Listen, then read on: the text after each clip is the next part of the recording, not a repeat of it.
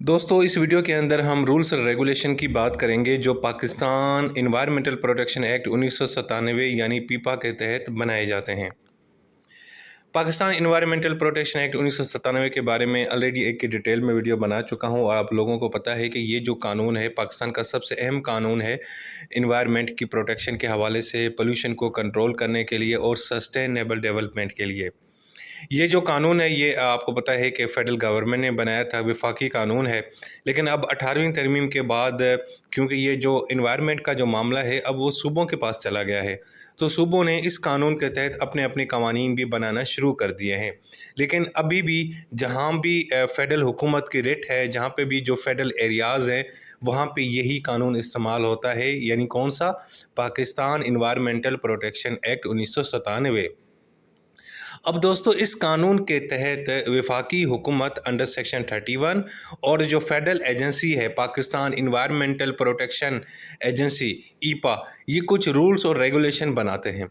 ये जो रूल्स और रेगुलेशन होते हैं ये हमें बताते हैं कि किस तरह हमने इन्वायरमेंट को प्रोटेक्ट करना है, किस तरह हमने पोल्यूशन को कंट्रोल करना है और किस तरीके से हमने सस्टेनेबल डेवलपमेंट को पाकिस्तान में प्रोमोट करना है। ठीक है जी, तो इन्हीं के बारे में बात करेंगे। सबसे पहले देखते हैं रूल्स अंडर पीपा 1997, यानी ये पाकिस्तान इन्वायरमेंटल प्रोटेक्शन एक्ट के तहत कौन से रूल्स बनाए जाते हैं। अच्छा, वैसे तो यार बहुत सारे रूल्स हैं जो बनाए गए हैं अभी तक, लेकिन हम यहाँ सिर्फ कुछ अहम रूल्स के बारे में बात करेंगे। तो जनाब सबसे पहले है इन्वायरमेंटल ट्राइब्यूनल रूल्स 1999।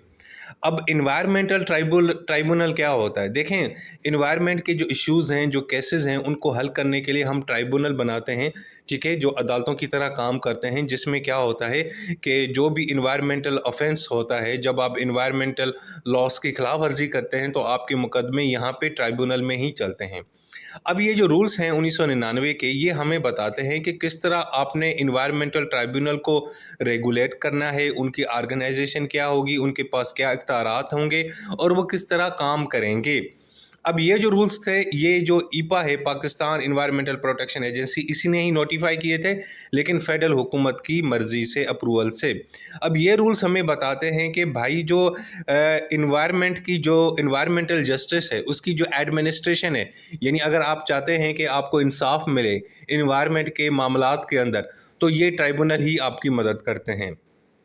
तो इन रूल्स के अंदर बताया गया है कि जो भी आपने जो ट्राइब्यूनल का जो मेंबर होगा, जो चेयरपर्सन होगा, जो आपके मुकदमे सुनेगा इन्वायरमेंट के रिलेटेड, उनकी क्वालिफिकेशन क्या होगी, उनकी अपॉइंटमेंट किस तरह की जाएगी, उनका टेन्योर, उनका सैलरी, उनकी कंडीशंस ऑफ सर्विस, ये सब कुछ आपको इन रूल्स के अंदर मिलेगा।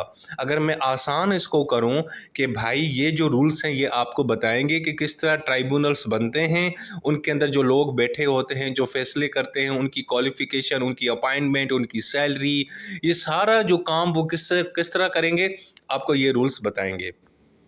उसके बाद है इन्वायरमेंटल सैंपल्स रूल्स 2001। दोस्तों ये जो रूल्स हैं ना, ये हमें बताते हैं कि अगर आपने मिसाल के तौर पर कहीं इंडस्ट्री आप विज़िट कर रहे हैं और वहाँ पे आपने कुछ जो इन्वायरमेंटल सैंपल्स हैं वो कलेक्ट करने हैं, यानी आपने देखना है कि वहाँ का पानी किस तरह का है, वहाँ पे एयर क्वालिटी क्या है, मिट्टी कैसी है, और जो इंडस्ट्री से एफ्लुएंट्स यानी जो केमिकल्स निकलते हैं आपके ने वो सैंपल कलेक्ट करने हैं, ताकि आप लेबॉर्ट्री भेज सकें और पता कर सकें कि इनके अंदर कितनी पोल्यूशन है। तो उसके लिए ये रूल्स बनाए गए हैं। अब ये जो ईपा ऑफिसर्स होते हैं ना, इन्वायरमेंटल प्रोटेक्शन एजेंसी के जो ऑफिसर्स हैं, ये अक्सर इंडस्ट्रीज़ की विज़िट करते हैं, इंस्पेक्शन करते हैं, तो वहाँ पे ये इन्वायरमेंटल सैंपल कलेक्ट करते हैं, उनको सील करते हैं, लेबल लगाते हैं और जो सर्टिफाइड इन्वायरमेंटल जो लेबॉर्ट्रीज़ हैं वहाँ पे भेजते हैं एनालिसिस के लिए, ताकि पता चले, हमारे पास एविडेंस हो कि आया ये जो लोग हैं या ये जहाँ पे ये इंडस्ट्री में ये जो चीज़ें हैं, पानी, हवा, केमिकल वगैरह, कहीं ये नुकसानदेह तो नहीं है। ठीक है। अच्छा जी, उसके बाद है national environmental quality standards self monitoring and reporting by industry rules 2001। दोस्तों इन रूल्स के अंदर ये बताया जाता है कि जो इंडस्ट्रीज़ हैं ना, ये इन्होंने अपनी इन्वायरमेंटल परफॉर्मेंस को खुद मॉनिटर करना है। यानी जिसकी इंडस्ट्री है उसने खुद ही अपनी इन्वायरमेंटल परफॉर्मेंस के ऊपर नज़र रखनी है कि आया इस इंडस्ट्री से कोई पोल्यूशन तो नहीं हो रही, इस इंडस्ट्री से इन्वायरमेंट को कोई नुकसान तो नहीं हो रहा, ठीक है, एयर पोल्यूशन तो नहीं हो रही, वाटर पोल्यूशन तो नहीं हो रही। और साथ में ये इंडस्ट्रीज़ इन रूल्स के तहत अपनी एक रिपोर्ट सबमिट करवाती हैं इन्वायरमेंटल प्रोटेक्शन एजेंसी को, रेगुलर एक रिपोर्ट करती हैं कि उनकी परफॉर्मेंस क्या है। अब यानी इन रूल्स के अंदर सिंपल इंडस्ट्रीज ने खुद को मॉनिटर करना है कि भाई हमारी वजह से इन्वायरमेंट को नुकसान तो नहीं हो रहा। तो इन रूल्स के अंदर जो इंडस्ट्रीज है ना, उनको 3 कैटेगरीज में डिवाइड किया जाता है, ए, बी और सी, और according to their pollution potential. यानी एक इंडस्ट्री है वो बहुत बड़ी है और वहाँ पे ज़्यादा चांसेस हैं कि यहाँ पे ज़्यादा पोल्यूशन होती है, तो उस हिसाब से उसकी कैटेगरी बनाई गई है। इस तरीके से इनको 3 कैटेगरी में डिवाइड किया गया है। यानी यही रूल्स हमें बताते हैं कि जो इंडस्ट्रीज़ हैं उन्होंने जो ये इन्वायरमेंट के जो क्वालिटी स्टैंडर्ड्स हैं उनको उन्होंने फॉलो करना है, या उन्होंने अपनी जो पोल्यूशन है उनको कंट्रोल करना है, उसको एक लिमिट में लेके आना है, जो स्टैंडर्ड्स बनाए गए हैं उनको फॉलो करना है। तो ये वो रूल्स हैं। उसके बाद है pollution charge for industry calculation and collection rules 2001। दोस्तों, जैसे आपको मैंने एक प्रिंसिपल पढ़ाया था, पोल्यूटर पेज प्रिंसिपल। इसका मतलब ये होता है कि भाई जो इन्वायरमेंट को नुकसान पहुंचाएगा, जो पोल्यूशन करेगा, जो आलूदगी करेगा, वही पैसे पे करेगा। यानी अगर आपकी इंडस्ट्री से, आपकी फैक्ट्री से धुआं निकलता है जहरीला, तो आपको पैसे पे करना पड़ेगा क्योंकि आप भाई आपकी वजह से इन्वायरमेंट को नुकसान हो रहा है। तो जनाब इन रूल्स के अंदर मेथड बताया गया है कि किस तरह आपने वो जो पोल्यूशन के जो चार्जेस हैं उनको कैलकुलेट करना है, कलेक्ट करना है इंडस्ट्रीज से जो पोल्यूटेंट्स डिस्चार्ज करती हैं, ठीक है। हालांकि एक लिमिट होती है, एक लिमिट तक आप डिस्चार्ज कर सकते हैं, उससे ज़्यादा नहीं कर सकते, ठीक है। लेकिन अगर उससे ऊपर कोई डिस्चार्ज कर रहा है पोल्यूटेंट्स को इन्वायरमेंट के अंदर कोई इंडस्ट्री, तो उसको पैसे पे करने पड़ेंगे। तो वो किस तरह कैलकुलेट होता है, उसकी कैलकुलेशन कलेक्शन किस तरह होगी, आपने किस तरह उनसे ये यानी कि रिकवरी करनी, उसका सारे जो रूल्स हैं इनके अंदर मौजूद है। उसके बाद है promotional sustainable development fund board procedure rules 2001। देखें दोस्तों, ये जो पाकिस्तान का कानून है ना, पीपा, इस कानून के तहत ना हम एक सस्टेनेबल डेवलपमेंट फ़ंड बनाते हैं। यानी हमने एक्चुअली क्या करना होता है कि क्योंकि हमने प्रोजेक्ट बनाने होते हैं इन्वायरमेंट के हवाले से रिसर्च करनी होती है, लेबॉर्ट्रीज़ ये वगैरह, तो उनके लिए हमें पैसे चाहिए होते हैं, फ़ंड चाहिए होता है। तो वो फ़ंड बनाया जाता है। तो उसके लिए क्या किया जाता है, हम पहले एक बोर्ड बनाते हैं। अब ये जो बोर्ड है ना, ये जनाब किस तरह काम करेगा, उसमें कौन से लोग होंगे, उसकी कॉन्स्टिट्यूशन, उसकी मीटिंग्स, उनके पास पावर्स क्या होंगे, वो किस तरह काम करेंगे, तो उनके लिए रूल्स बनाए गए हैं 2001, ठीक है।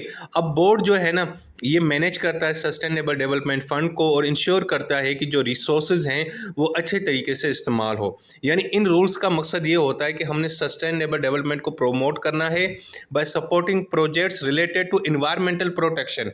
यानी वो प्रोजेक्ट जो इन्वायरमेंट को प्रोटेक्ट कर रहे हैं, पोल्यूशन को कंट्रोल कर रहे हैं और जो नेचर रिसोर्सेज को कंजर्व कर रहे हैं, महफूज बनाने हैं, ठीक है ना। तो उसके लिए ही भाई ये जो है ना, यानी कि सस्टेनेबल डेवलपमेंट फंड बनाया जाता है और उसका एक बोर्ड होता है, उसके मेंबर्स होते हैं जो इसको मैनेज कर रहे होते हैं। तो वो बंदे किस तरह काम करते हैं, वो बोर्ड किस तरह काम करता है, उसकी अपॉइंटमेंट, उसकी पावर्स, ये सब कुछ आपको इन रूल्स के अंदर मिलेगा।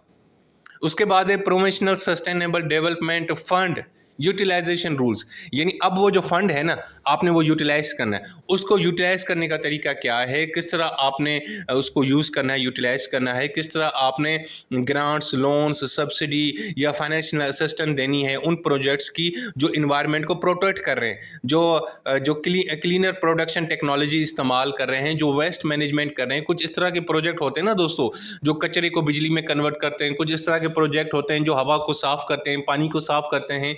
तो उनके लिए पैसे वगैरह किस तरह आपने यूटिलाइज करने हैं, वो आपको इन रूल्स के अंदर जो 2003 के हैं इनके अंदर आपको मिलेगा।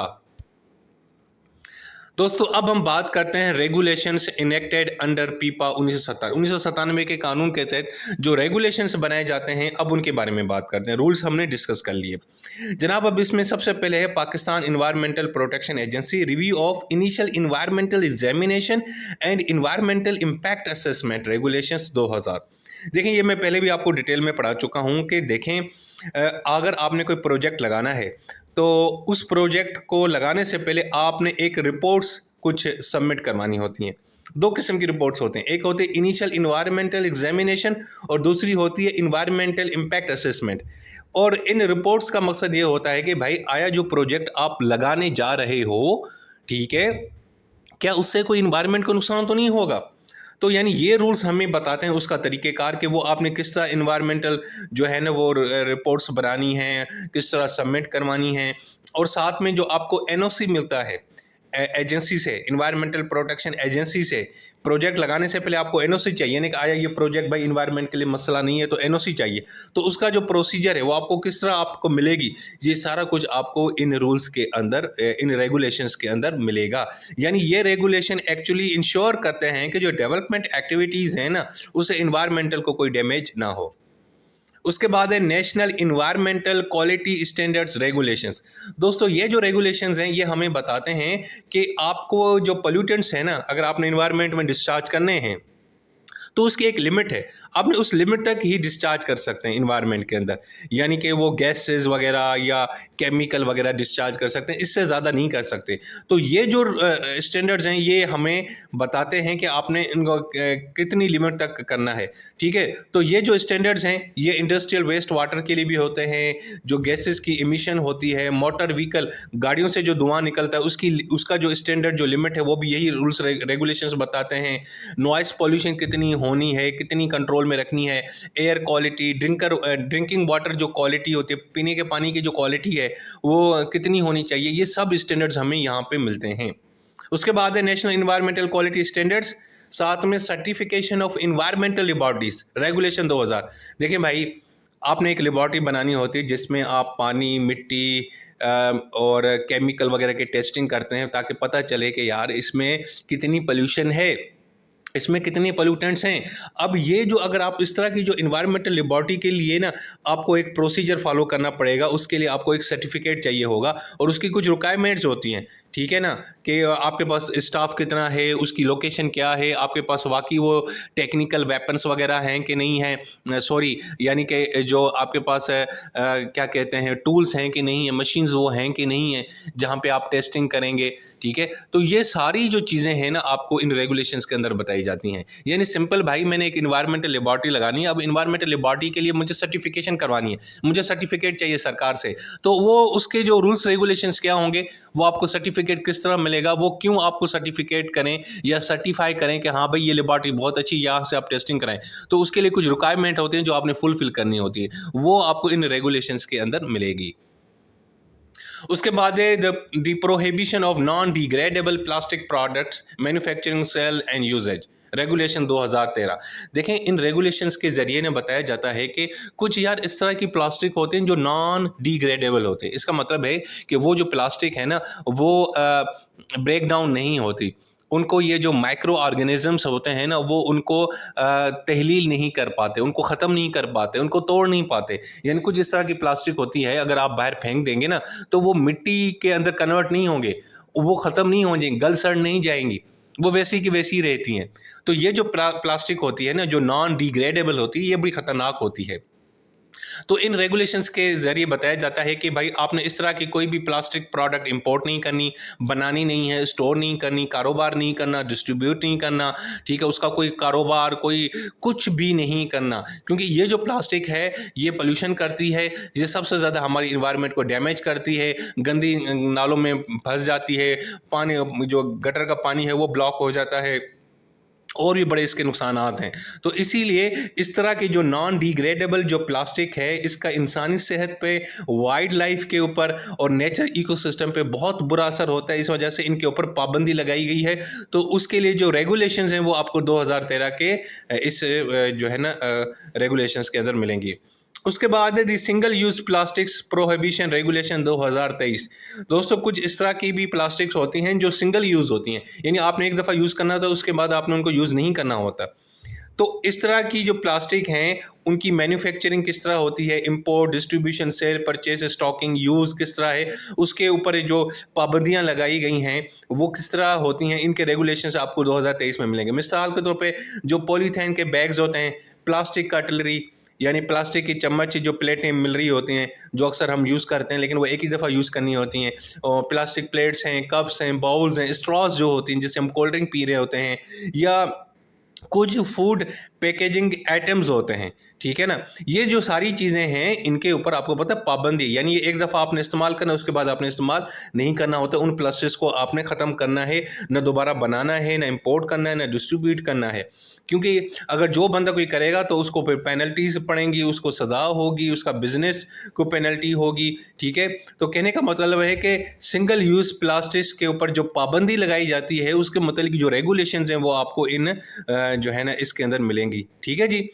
सो दोस्तों, ये थी हमारी वीडियो। इस वीडियो के अंदर मैंने आपको सिंपल कुछ अहम अहम रूल्स और रेगुलेशंस बताए हैं जो इन्वायरमेंटल प्रोटेक्शन एक्ट 1997 यानी पीपा एक्ट 1997 के तहत बनाए जाते हैं, ठीक है जी। अपना बहुत सारा ख्याल रखें।